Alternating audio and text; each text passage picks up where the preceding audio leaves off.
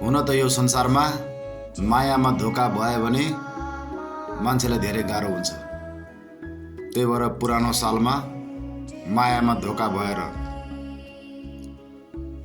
धेरै मन रुएर तर्पेको देखेको छु मैले मेरो जीवनमा अरूको जीवनलाई। त्यही भएर नयाँ सालमा प्रत्येकलाई म मेसेज दिन चाहन्छु।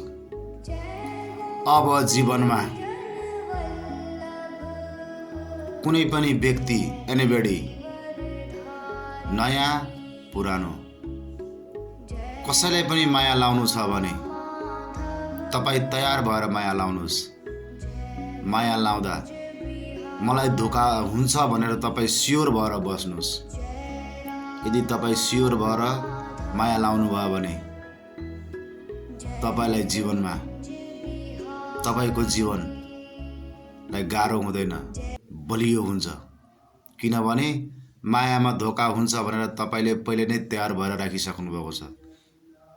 त्यही भएर याद राख्नुहोस्, माया लाउँदा धोका हुन्छ भनेर धेरै माया गर्नुहोस्। Happy new years.